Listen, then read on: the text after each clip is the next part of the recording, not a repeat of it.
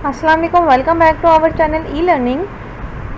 हमने अपने last lecture में अकाउंटिंग प्रिंसिपल्स के बारे में स्टार्ट किया था, जिसके बारे में हमने डिस्कस किया था कि अकाउंटिंग प्रिंसिपल्स क्या है, अकाउंटिंग कॉन्सेप्ट्स, जिसमें हमारी हेडिंग्स चल रही थी। और अकाउंटिंग कॉन्सेप्ट्स पे हमने अपने 3 अकाउंटिंग कॉन्सेप्ट्स पढ़ लिए थे। Now come to the next. आज हम पढ़ेंगे अपना next accounting concept which is cost concept. What is cost concept? अच्छा, कॉस्ट कॉन्सेप्ट एक ऐसा अकाउंटिंग कॉन्सेप्ट है कि जिसमें हमने जो भी बिजनेस में एसेट्स या कुछ भी परचेजेस करनी है तो हमने उसकी जो रिकॉर्डिंग करनी है उस अमाउंट पे करनी है जो अमाउंट हमने उसको पे की परचेज करते हुए।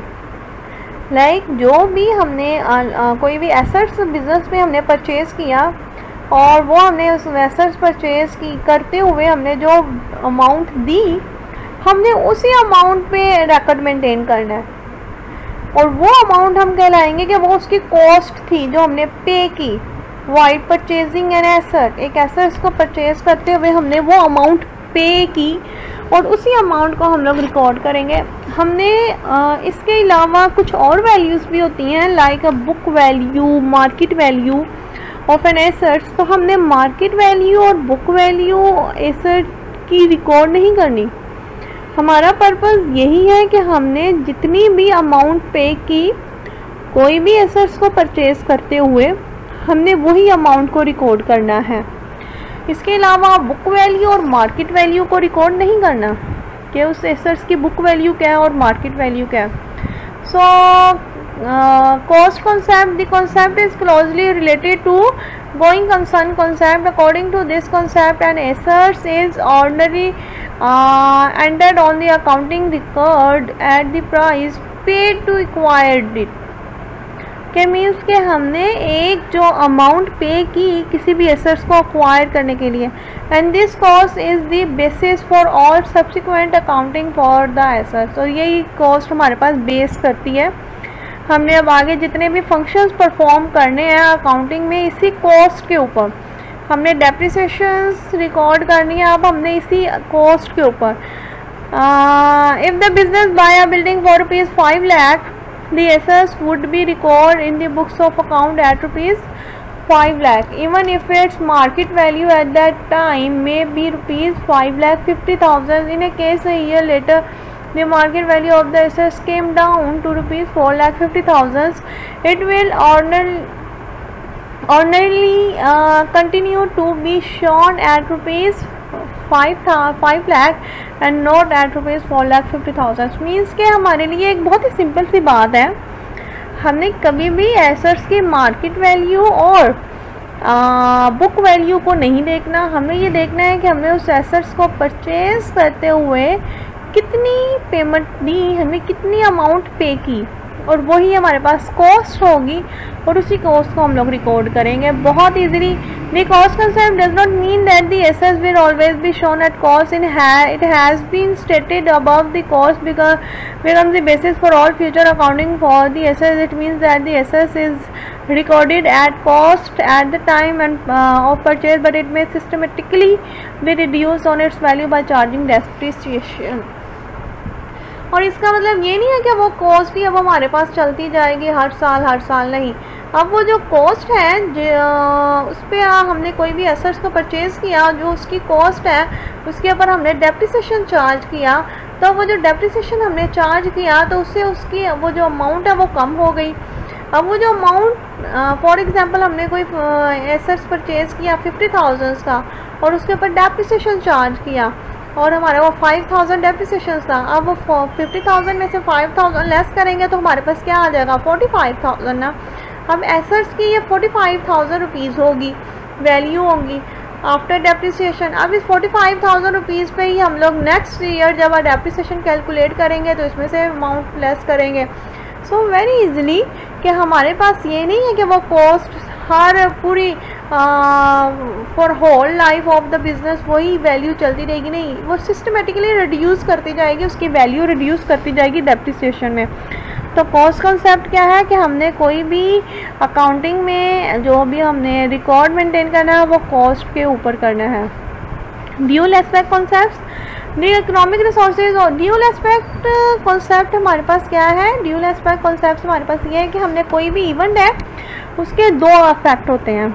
इसके कोई भी इवेंट जो बिजनेस में होता है उसके दो इफेक्ट हैं।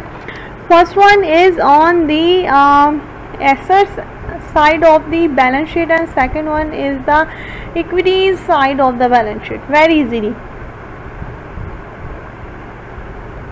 कि हमारे पास बिजनेस में कोई भी इवेंट हुआ है तो उसके दो इफेक्ट होंगे। ये नहीं है कि किसी भी इवेंट का एक सिंगल इफेक्ट हो, हर इवेंट का दो इफेक्ट होंगे। उसके दो इफेक्ट होंगे एसेट्स के ऊपर भी और लाइबिलिटीज़ के ऊपर भी। किस तरीके से? The economic resources of any entity are called assets. जितने भी हमारे पास इकोनॉमिक रिसोर्सेज होते हैं किसी भी एंटिटी में वो एसेट्स कहलाते हैं। The claim of various parties against these assets are called equities. और जितने भी उनके ऊपर क्लेम होते हैं उन्हें हम इक्विटीज़ कहते हैं कि उनके अगेंस्ट किस किस ने वो एसेट्स का क्लेम आउट है। There are two types of equities. हमारे पास दो टाइप ऑफ इक्विटीज़ होती हैं। जितने भी बिजनेस में रिसोर्सेज हैं वो तो एसेट्स हो गए, और जितनी भी हमारे पास उसके क्लेम आउट है एसेट्स के वो इक्विटीज़ हो गई। अब इक्विटीज़ आगे दो टाइप की हैं। First is liabilities and second is owner equity या owners equity. Liability which are the claims of creditors. Liabilities क्या है कि लाइबिलिटीज़ क्रेडिटर्स के क्लेम है जो बिजनेस में पे करने हैं। That is everyone other than the owner. Owner के अलावा, क्योंकि ओनर का हमने सेपरेट सेक्शन बना दिया है, तो ओनर के अलावा of the business. And owner equity which is the claim of the owner of the business. Owner equity क्या है कि वो क्लेम है owner of the business, business के ओनर का। Since all of the assets of a business are claimed by someone, so very simply कि हमारे पास assets को कोई ना कोई क्लेम कर रहा है, या वो क्रेडिटर आउटसाइडर या वो insider owner, either by its owner or by its creditor. So we can say that assets is equal to equities. कि assets हमारे पास equal होंगे equity के। This is a fundamental accounting equation which is the formal expression of the dual aspect concept. As we shall see, all accounting procedures are derived from these equations to reflect the two types of equities. The equations is more commonly expressed as assets is equal to all liabilities plus owner equity. Very easily हमारे पास क्या था कि हमने कहा कि assets equal होते हैं equities के, और जो भी इवेंट हमारे पास इफेक्ट करेगा एसेट को वो at the same time equities में भी इफेक्ट करेगा। और इक्विटीज़ को हमने पहले ही दो उसकी आगे फर्दर टाइप्स हमने डिस्कस कर ली। क्या थी? Liabilities and owner equity. Means के equity is equal to liabilities plus owner equity. या हम इस इक्वेशन को इस तरीके से मेंशन कर दें या हम इस तरीके से मेंशन कर दें, बोथ आर एक्यूरेट, दोनों ठीक हैं। Every transaction has a dual aspect on the accounting records. Accounting systems are set up so as to record both of these aspects of transaction. This is why accounting is called a double entry system. Her transactions का dual aspect है, dual effect है। To illustrate the dual aspect concept, suppose that Mr. A start a business with the capital of rupees 30,000. Mr. A ने एक business start किया 30,000 rupees capital से। There are two changes. First, the business has cash. अब जब mister A ने, अब आप समझें, ये बहुत ध्यान से समझें, मिस्टर ए ने बिज़नेस स्टार्ट किया। अच्छा, मिस्टर ए ने जब बिज़नेस स्टार्ट किया तो क्या हुआ? बिज़नेस में पैसे आए, बिज़नेस में एसेट आया, बिज़नेस में कैश आया। Cash is a form of asset. तो बिज़नेस में जब एसेट आया तो कितने का आया? रुपीज़ 30,000। तो हमने वेरी सिंपली कह दिया कैश हमारा इंक्रीज़ हुआ रुपीज़ 30,000 से। तो क्या उसका कोई भी इफेक्ट इक्विटी पे नहीं हुआ? हुआ ना। हमने इसको पहले डिस्कस कर लिया था ना कि इक्विटी में दो चीज़ें आती हैं, एक लाइबिलिटीज़ और एक ओनर इक्विटी। तो ओनर इक्विटी का मतलब क्या है कि ओनर्स की इक्विटी है ना, जो अमाउंट बिजनेस ने ओनर को रिटर्न करनी है। तो अब ओनर को कितनी अमाउंट रिटर्न करनी है? अब ओनर को सिर्फ 30,000 रुपीज़ रिटर्न करना है। अब वो 30,000 रुपीज़ क्या बन गया बिज़नेस का? वो बिज़नेस की लाइबिलिटी बन गई है ना। तो वो हमारे पास ये देखिए दोनों साइड्स इक्वल हो गई, 30,000 और ये दोनों हमारे पास ये दोनों साइड्स पे इफेक्ट हुआ है, एसेट्स पे भी और इक्विटीज़ पे भी। तो ये ड्यूल एस्पेक्ट हुआ। द बिजनेस हैज़ टू पे to the proprietor a sum of rupees 10,000 which is taken a proprietor as a capital. The expressions can be shown in the form of the following equations. So here is the very simply हमने देखा कि business में cash आया rupees 30,000 से और उससे capital में increase हुआ, इक्विटीज़ में भी इंक्रीमेंट हुआ which is of rupees 30,000. Subsequently if the business borrows rupees 15,000, अगर बिजनेस 15,000 रुपये बोरो कर ले ड्राइंग कर ले from a bank, the new positions will be, तो न्यू पोजीशंस क्या होगी आप खुद बताएं. 30,000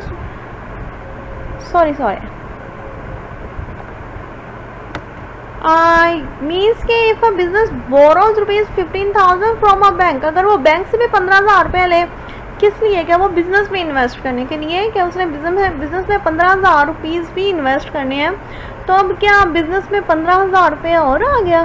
सो इट्स मीन्स के बिज़नेस के एसेट्स में इंक्रीमेंट हुआ. इट्स मीन्स के 30,000 पहले कैश था, अब बैंक कितने हो गए, अब बैंक 15,000 हो गया.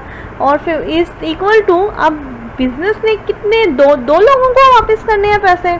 पहला उसने किसको वापस करना है, कैपिटल की शेप में ऑनर को 30,000 रुपीज़, और दूसरा उसने किसको वापस करना है, बैंक को, जो उसने बैंक से लोन लिया 15,000 का.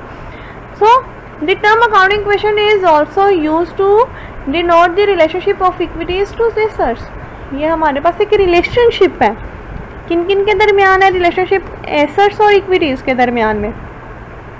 The equations can be technically stated as for every debit there is an equivalent credit. Her debit का एक क्रेडिट होगा. This has been explained in detail in later in the next chapter. ये हम बहुत detail में पढ़ेंगे, जब हम जर्नल एंट्रीज करेंगे हम इसको फुल डिटेल में पढ़ेंगे. अभी के लिए आप बस इतना देख लें कि हर डेबिट का एक क्रेडिट होगा. अब डेबिट और क्रेडिट क्या है ये हम आगे जाके देखेंगे. So it is a dual aspect concept. Now come to the next, which is accounting period concept. What is the accounting period concept? Accounting period concept हमें क्या कहता है, accounting period concept हमें ये कहता है कि बिजनेस में जितनी भी फाइनेंशियल स्टेटमेंट्स बनाई जाती हैं वो एक पर्टिकुलर पीरियड ऑफ टाइम के लिए, उसके बाद हम लोग फिर से उसे रीन्यू करते हैं, फिर से वो दोबारा से वो स्टेटमेंट बनाते हैं. मीन्स के एक हमारे पास बिजनेस है, उसको हम फर्दर आगे पीरियड्स में डिवाइड कर देते हैं और उन पीरियड्स में हम लोग डिफरेंट स्टेटमेंट्स बनाते हैं, journal, ledger, trial balance, balance sheet, profit and loss account, income statement, हम ये सारी स्टेटमेंट्स बनाते हैं. The user of the financial statement needs information that is necessarily current. Therefore for financial reporting purpose, the life of a business is divided into a series of relatively short accounting periods of equal length. हम लोग इसको एक equal length के short periods में इस series को divide कर देते हैं. It is therefore absolutely necessary that after each accounting period the business must stop and see back at how things are going in accounting. Such accounting period is usually of a year. Normally जो भी statements बनाई जाती हैं वो एक साल के लिए बनाई जाती हैं और एक साल के बाद ये देखा जाता है कि बिज़नेस ने कितना प्रॉफिट किया, कितना लॉस किया, और उससे एक साल के बाद फिर से अकाउंटिंग को स्टार्ट किया जाता है. जर्नल से, लेजर से, trial balance and profit and loss account बनाया जाता है. तो ये अकाउंटिंग पीरियड कॉन्सेप्ट है कि हमने एक स्पेसिफाइड पीरियड ऑफ टाइम के लिए ये तमाम की तमाम फंक्शंस को परफॉर्म करना है. और नॉर्मली एक अकाउंटिंग पीरियड एक बिज़नेस का 1 ईयर होता है, लेकिन ये वेरी कर सकता है, इसका कोई हार्ड एंड फास्ट रूल नहीं है. ये आप चेंज कर सकते हैं, 6 मंथ्स के भी कर सकते हैं, 1.5 ईयर्स का भी हो सकता है, ये वेरी हो सकते हैं. At the end of each accounting period an income statement and a balance sheet is prepared. The income statement discloses the profit or loss made by the business during the year, while balance sheet shows the financial position of a business on the last day of the accounting period. At the end हम क्या बनाते हैं, at the end हम बनाते हैं एक income statement बनाते हैं जिससे हमें मालूम होता है कि बिज़नेस में कितनी इनकम हुई, कितना लॉस हुआ. और एक बनाते हैं बैलेंस शीट, और बैलेंस शीट हमें ये शो करती है ऑन दैट डेट, लाइक वो जो भी डेट है उस दिन बिज़नेस के पास कितना एसेट है. पूरे साल के लिए वो नहीं होती, वो उस दिन बनाई जाती है और वो उस दिन बिज़नेस के पास कितने पैसे हैं, कितना एसेट्स हैं और कितनी लायबिलिटीज़ हैं. सो ये जो हमारी स्टेटमेंट्स हैं हम इनको आगे बहुत डिटेल में डिस्कस करेंगे. Now come to the next, which is the matching concept. What is the matching concept? A significant relationship exists between revenue and expenses. Expenses are incurred for the purpose of producing revenue. हमारे पास एक relationship है revenue और expenses का. Expenses हम क्यों करते हैं? क्योंकि हमने रेवेन्यू जनरेट करने होते हैं. हमारा जो पर्पस है वो रेवेन्यू जनरेट करने का होता है. In measuring net income for a period, revenue should be offset by all the expenses incurred in producing their revenue. This concept of offsetting expenses against revenue on the basis of cause and effect is called the matching concept.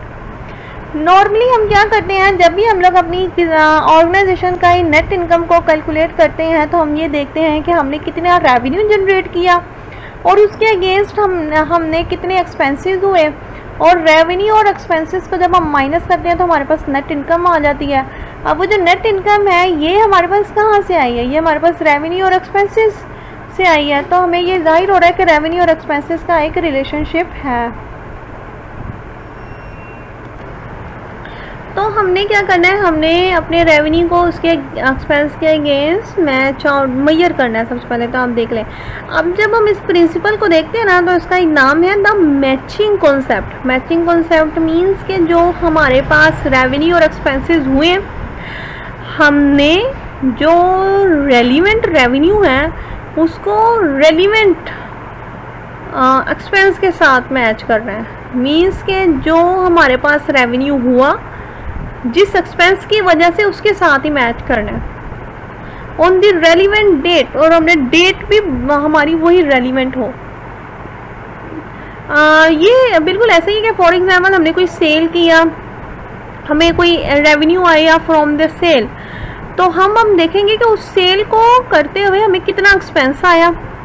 अब हम उस revenue में से उस cell के ही expenses को minus करेंगे. Like हमने वो सेल, जो भी प्रोडक्ट, जो भी कमोडिटी हमने सेल की है, अब वो कमोडिटी जब हमने परचेज़ की तो हमने कितने की परचेज़ की, कितना हमें रेंट लगा, हमने उसे बिज़नेस में लेकर आए, और फिर बाद में कितने हमें मीन्स के जितना भी हमारा उसके ऊपर एक्सपेंसेस आया for the purpose of cell.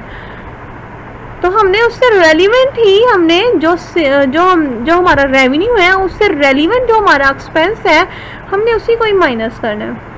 Term, और हमने उसकी डेट को भी बहुत कंसीडर करना है कि किस डेट को हो रही है. लाइक हमने वो स्पेसिफाइड पीरियड के लिए, फॉर एग्जांपल हमने वो सेल की है एक ईयर के लिए, एक हमारे अकाउंटिंग पीरियड के लिए, तो हमारा वो जो रेवेन्यू हुआ वो उस अकाउंटिंग पीरियड के लिए है. Okay. The term matching means appropriate associations of related revenues and expenses. हमने इसे बहुत अच्छे से रिलेट करना है रेवेन्यूज को उसके एक्सपेंसेस के साथ. In matching concept against revenue, the questions when the payment was made or received is irrelevant.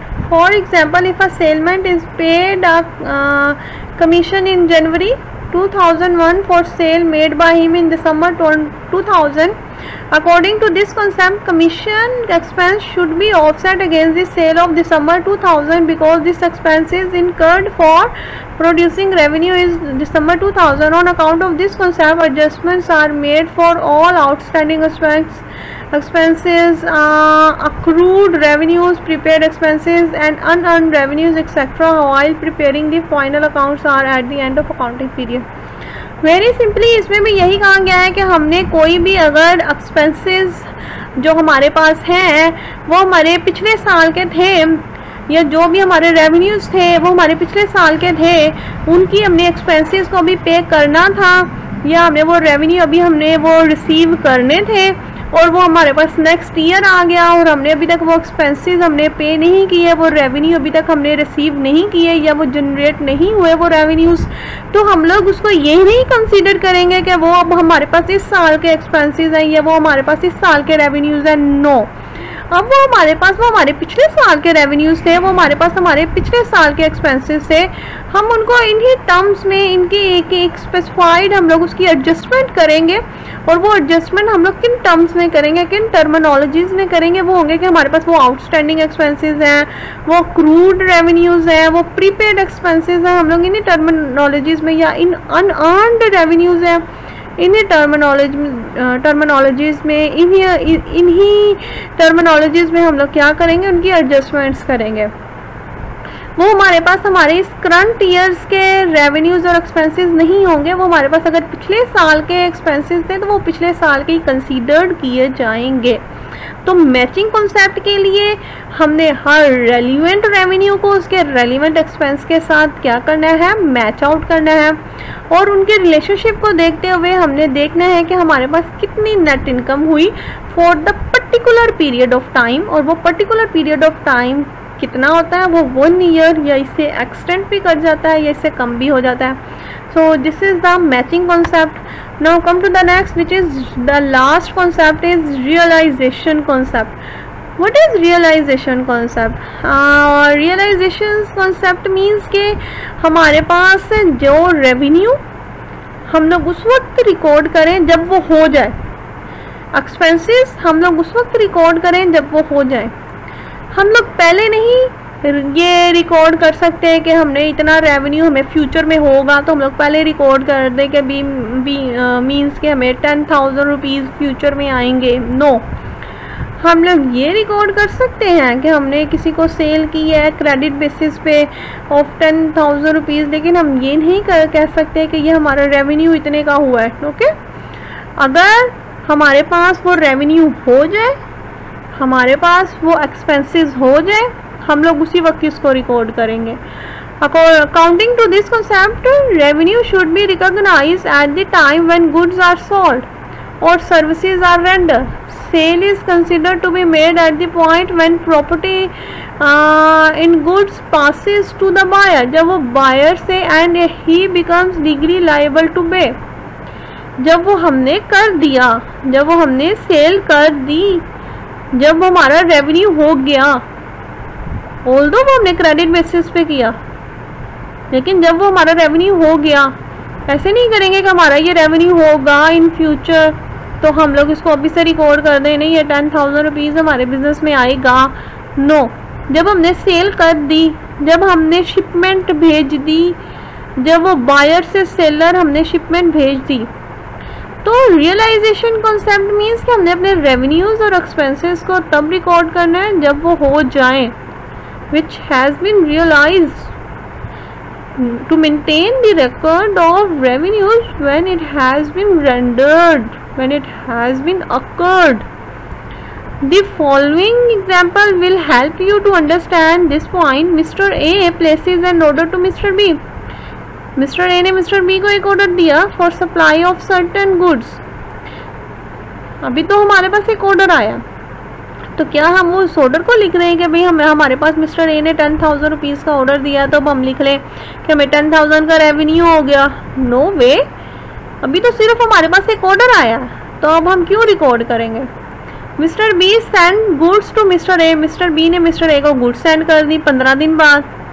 After he has receive the order. अच्छा, जब वो मिस्टर ए ने सेंड कर दी, मिस्टर बी ने सेंड कर दी गुड्स, तो क्या मिस्टर बी लिख देगा कि हाँ भैया मैंने गुड्स सेंड कर दी है तो इसका मतलब मेरी सेल होगी? नो, 15 दिन बाद जाके उससे रिसीव किया मिस्टर ए ने। Mister A makes payment 10 days after receipt of goods. जब मिस्टर ए ने वो गुड्स रिसीव कर ली तो उसके 10 दिन बाद उसने क्या किया? उसके 10 दिन बाद उसने वो दिया, उसको पेमेंट की है। In this case the sale will be presumed to have been made not all the time of receipt of the order of for the goods और receipt of payment, but at the time when goods are delivered to mister Ali. तो actual में कब हुआ, कब हमारा revenue हुआ? जब वो शिपमेंट 15 दिन बाद मिस्टर ए के पास आया, तब हमारी सर्विसेज दी जा चुकी थी, तब हमने अपनी गुड्स डिलीवर कर दी थी, तब हमारे पास हमारा रेवेन्यू रियलाइज हो गया। तब हम रिकॉर्ड कर देंगे कि हमें इतना रेवेन्यू हुआ। समहाउ कभी कभी हमारा जो ऑर्डर होते हैं वो कैंसिल हो जाते हैं, तो इसीलिए हम लोग उस वक्त उसे रिकॉर्ड नहीं कर सकते हैं कि ऑर्डर आया तो अब हम रिकॉर्ड कर दें कि हमारे पास इतना का ऑर्डर आया। नो, तो हमने कब उसको रिकॉर्ड करना है? हमने उस वक्त रिकॉर्ड करना है जब वो डिलीवर हो जाए। किसको डिलीवर हो जाए? Goods to the buyer, buyer को डिलीवर हो जाए।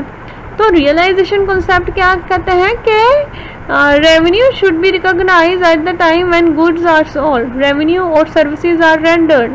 रेवेन्यू को उस वक्त रिकॉग्नाइज करें जब हमारे पास गुड्स सोल्ड हो जाए या सर्विसेज रेंडर्ड हो जाए। So hope so you all are very well understand what is realization concept. Realization concept means to record the revenue at the time when it has been occurred. I have mentioned this according to the expense, but not it is not according to the expense. Very sorry about this. It is only related with the revenue. ये सिर्फ और सिर्फ revenue के साथ relate करता है कि जब हमारा रेवेन्यू रियलाइज हो जाते हैं, जब हमने सर्विसेज रेंडर्ड कर दी, जब हमने गुड्स रेंडर्ड कर दिए, तब हम इसको रिकॉर्ड कर लेते हैं। Hope so you all are very well understand all of these accounting concepts. ये हमारे आज 8 अकाउंटिंग कॉन्सेप्ट्स ख़त्म हो गए। अब हम नेक्स्ट अकाउंटिंग कन्वेंशंस के बारे में डिस्कस करेंगे। Thank you so much and Allah हाफिज़।